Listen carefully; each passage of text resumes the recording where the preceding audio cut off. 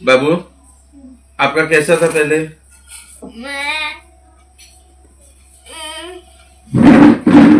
ऐसे हाँ चल नहीं पाता था। चल नहीं पाता था। अभी अभी चल के दिखाओ तो थोड़ा। अभी चल सकता है ना थोड़ा थोड़ा? हाँ नहीं गिरेगा। बहुत अच्छा है बाबू। अभी कैसा है आप?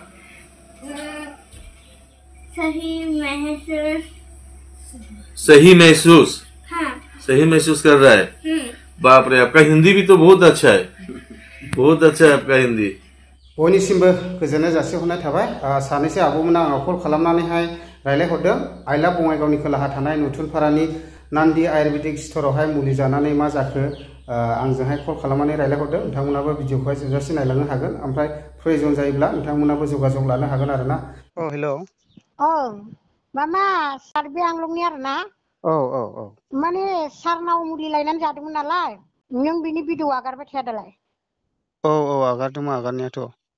दा बे सारा माने नोंनो खोन्थानो होदों आरोना। माने आंनाव किडनि स्टन जादोंमोन आरोना फारनै साइडआवबो। ओमफ्राय माने आंना दा माने रिजाल्टआ मोजां जादों आरो। मास खेमसे लायनो मास मोनसेयाव जायाखै माने मास मोनसे हाथाय खननै जानाय लगे लगे माने अन्थाइया माने निजेनो माने गजोबदों आरो ओंखारजोबदों। बेसेबांसो एमएम मोननिबा? ओरैनो माने मोनसेथिं लेफ्ट साइडथिं मामा 13 mm माने 6 आरो राइट फारसे मामा 10 mm 6. ओमफ्राय दा गजोब्बाय मोननैबो ने? गजोब्बाय। मोजांनि बाथ्रा दे। गजबनानै माने आं बिराद मोजां मोनबाय आरोना। नहलेथ' आं बुहुद फैसा गारबाय, बुहुद नायबाय आं। माने ओमफ्राय आंनो निजेनो माने इउटुबाव नायनानै कन्टेक्ट खालामनानै थांनाय जादों आरोना। आं खेबनै थांनाय जादों सारनिसिम माने गारि लानानै थांबाय थानाय जादों आरो आं। ओमफ्राय बुहुद अपारेसन खालामनो थिनदों, बुहुद गुवाहाटि मानि थांदों, बुहुद थांदों माने अपारेसनल' खालामनो होबाय थादोंमोन आरो। बा अपारेसन खालामा होननानै सारनिखौ आं माने नोंनि भिडिअखौ नायनानै आं माने डाइरेक्ट डाइल खालामनानै सोंहरबाय। ओमफ्राय सारा लिंहरबाय। माने आं थांनानै जानानै आं माने प्रमान मोनबाय नंगौ आरोना सियर गमारदों आरो बिराद मोजां नांदों आरो दा देहाखौबो मोजां नांबाय। आवगायनि बायदि माबायाव फैफिनबाय आरो। बेखौनो माने सारा खोन्थानो होदो आरो। दा थनथ'नाखासै होमबा ने? दे मोजांनि बाथ्रा। माने जोंबो मोजां जायोबा मोजां मोनो आरोना। हेलौ एसके फंबाय नामा? नों पेसेन्टजों रायलायलाय नै मेसेजजों।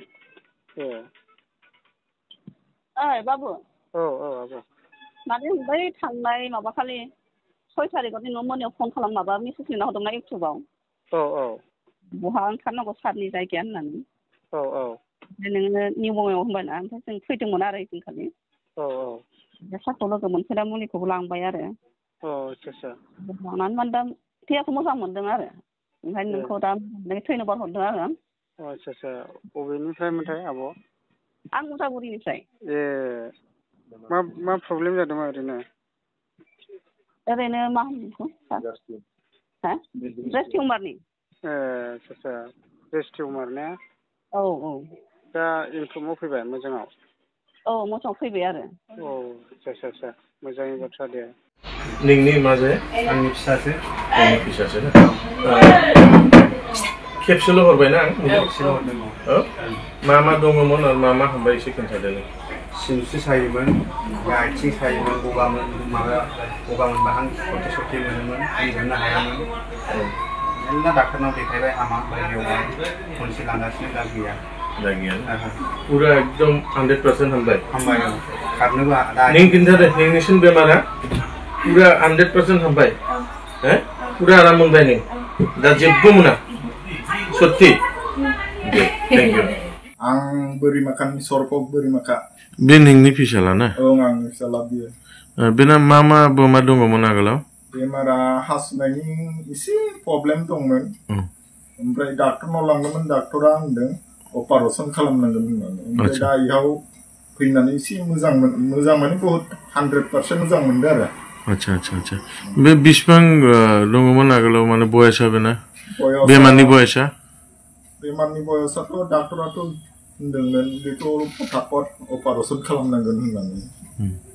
नङाबा एसे मोननाय मानि कम्पना दं होनदोंमोन आरो আচ্ছা डाक्टरा আচ্ছা আচ্ছা দা मोजां मोनबाय ना दा मोजां मोनबाय ক'ত ঘৰ আপোনাৰ ঘৰ হাথিনাপুৰ বাগান স্যার এইটো ক'ত হয় ডিষ্ট্ৰিক্টটো ডিস্ট্রিক্ট বৰপেটা বৰপেটা ডিষ্ট্ৰিক্ট জি হওক আপুনি মনৰ আগত কিমান দিন আগত আহিছিল 5 জুলাই আইছিল জুলাই জুলাইতে আহিছিল পিছত অলপ গ্যাপ গ'ল না মানে আপুনি মোৰ পৰা মোটামুটি 15-20 দিন না 1 মাস হ'ল খাইছে মেডিচিনটো 1 মাস খালি স্যার 1 মাস খাইছে 1 মাস খাইছে ঠিকই আছে আপোনাৰ আগত আছিল একচুয়ালি এই ম্যাডাম বৰপেটাৰ হয় তাই মোৰ পৰা কিডনি ষ্টোনৰ হেৰি মেডিচিন লৈছিল 1 মাহৰ কাৰণে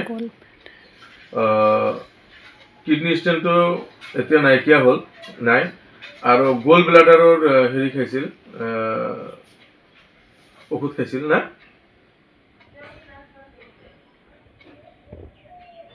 এইটো আপোনাৰ আছিল 15 mm 1.5 সেমি 50 mm আছিল এতিয়া আপোনাৰ হ'ল মোটামুটি 5.6 mm তো আপোনাৰ 10 mm কমি গ'ল 1 মাহৰ ভিতৰত আপোনাৰ ৰিজাল্ট আহিল 10 mm কমিছে সঁচা না এজ পাৰ ৰিপৰ্টটো আপুনি কৰিছে 16/8 আজি 18 তাৰিখ পৰহি কৰিছে আপুনি ৰিপৰ্টটো আগৰ ৰিপৰ্টটো আছিল আপোনাৰ 13 জুন 2025 তো আপোনাৰ 15 mm পৰা 5.6 mm আহিছে বহুত কথা কৈছে আৰু আপুনি ভিডিঅ'ত অহাৰ কাৰণে বহুত বহুত ধন্যবাদ আপোনাক কাৰণ আপোনাক চাই বহুত মানুহ আহিব আপুনি ভিডিঅ'ত বহিছে ভাল লাগিছে থ্যাংক ইউ আচ্ছা আপুনি কিমান দিন আগত আহিছিল আপোনাৰ কি বেমাৰ আছিল বা মা কি বেমাৰত লৈছে আমাৰ পৰা কেনেকা পাইছে অলপ কৈ দিয়কচোন এটা মোৰ ফেটি লিভাৰ আছিল তাৰপিছত বুকুৰ অলপ হাৰ্টৰ প্ৰব্লেম আছিল তাৰপিছত এইটোতো এনে 15 ডেজ হৈছে লোৱাটো অলপ ভাল পাইছোঁ আগত অলপ ভয় আছিল এইটো ভয়টো শেষত তাৰপিছত এইটো এনেও ফেটি লিভাৰটো অলপ ভাল লাগি আছে আচ্ছা এতিয়াতো বহুতো ভাল আছে তাৰমানে আৰু আহিব মানে আপোনাৰ ফেটি লিভাৰটো আৰাম পাইছে ভয় ভাতটো গৈছে হাৰ্টৰ প্ৰব্লেমটো অলপ কমিছে মাত্ৰ 15 ডেজ হৈছে খোৱাটো না আর মাকু কি আছিল মাকু কিবা হৈছিল ইউরিক অ্যাসিড আবেলা অলপ বেকা আছে অলপ সিধা হৈছে তো মানে আগত মাৰ হাতটো বেকা আছিল এতিয়া সিধা হৈছে অলপ সিধা হৈছে মানে ইউরিক অ্যাসিড আছিল আৰু যেনেবা আথাইটিক প্ৰব্লেম আছিল আপুনি ভিডিঅ'ত আহিছে এইটো কাৰণে আপোনাক অশেষ ধন্যবাদ মই জানাইছো কাৰণ আপোনাক দেখি আৰু মানুহ আহিব আপুনি হেল্প কৰিছে থ্যাংক ইউ